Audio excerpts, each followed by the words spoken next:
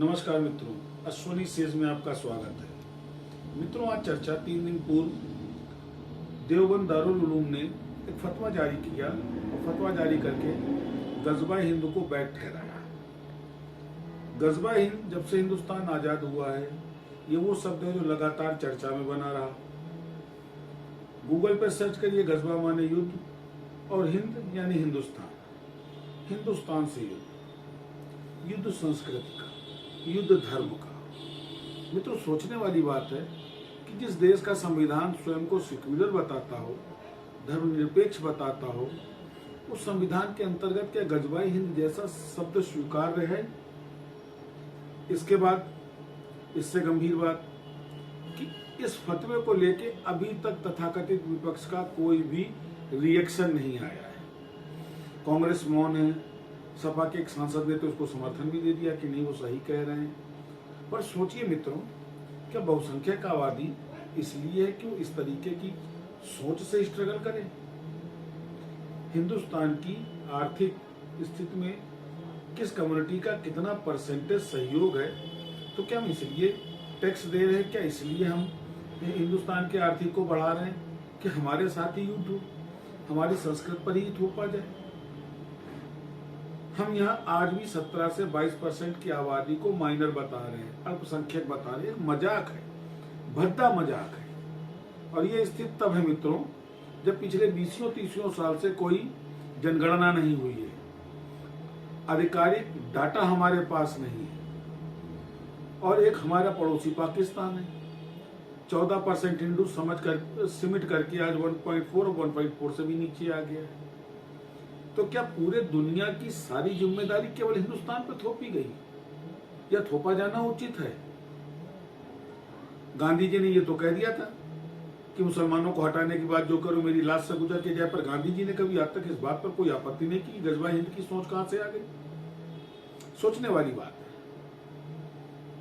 इसलिए सोचने वाली बात है कि ये भारत के भविष्य के लिए ज्यादा नुकसानदायक है।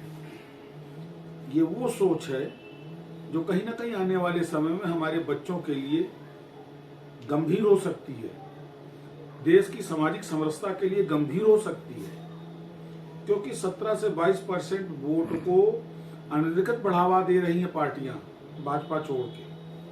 हर आदमी का एक सूत्री कार्यक्रम है, अरे अल्पसंख्यकों के साथ, चाहे वो सीए हो चाहे एनआरसी हो, अत्याचार हो रहा है।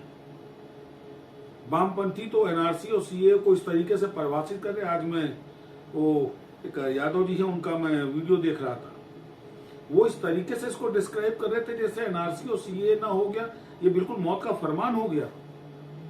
याद करिए, ममता बनर्जी 2002-03 सदन में 15 लाख अवैध बांग्लादेशियों की बकायदा ऑफिशियल लिस्ट फेंकी थी डाइस पे। आज कहां गए वो अवैध बांग्लादेशी? 50,000 से ज्यादा रोहिंग्या आधा हिंदुस्तान पार करता हुआ कश्मीर में स्थापित हो गया। कैसे हो गया? हमारी एजेंसियां क्या कर रही थी, सरकार क्या कर रही थी? तो कोई षड्यंत्र तो नहीं? Conspiracy against the Sanatan, conspiracy against the country, conspiracy against the constitution, और वो भी संविधान की व्यवस्थाओं के संरक्षण में। कितना कि आपको नहीं लगता कि इस तरीके की संस्थाओं को हमको स्वीकार करना चाहिए? आपको बता दें, देवबंद दारुल उलूम वो संस्था है जो एशिया में सबसे ज्यादा मदरसे संचालित कर रही है, और अगर इस तरीके के फतवे जारी कर रही है तो मित्रों सोचा जा सकता होगा कि इनके मदरसों में क्या नहीं बताया जा रहा होगा। आज आप देखिए, जितने भी टॉप क्लास आतंकवादी हैं, थॉरो क्वालिफाइड है, हाईली क्वालिफाइड हैं, लेकिन उनकी सोच क्या है कि खत्म कर दो, इस्लाम के अलावा दुनिया में कुछ ना रहे। क्या इस सोच से दुनिया बढ़ेगी? सनातन तो कभी नहीं कहता सारे धर्म खत्म कर दो, केवल सनातन का परचम लहराना चाहिए। तो इनकी सोच में ये क्यों? मुझे याद आता है एक वाक्य, जंगे करबला का वाक्य है, और ये सबक है उन लोगों के लिए जो गजबा हिंद की बात करते हैं कि नबी सल्लल्लाहु अलैहि वसल्लम ने, एक औरत थी हिंदा जिसने उनके सगे चाचा का कत्ल किया था, सीना चाक करके खून निकाला था, नहाई थी।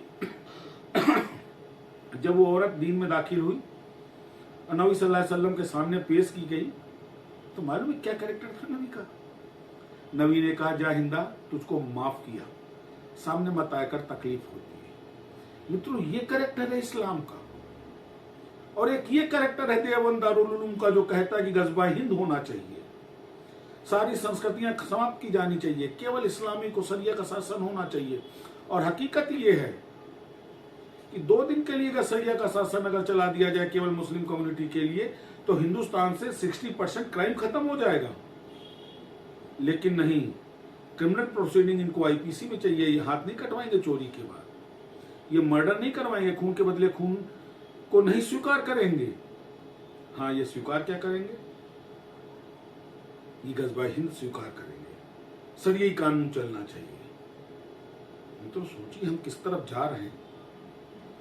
मेरा केंद्र सरकार से अनुरोध कि ऐसी फतवा लाने वाली संस्था के लिए इनको गंभीरता से विचार करना चाहिए। ऐसी संस्थाएं देश की संवैधानिक व्यवस्था और देश के संविधान के सेकुलर स्वरूप के विपरीत हैं।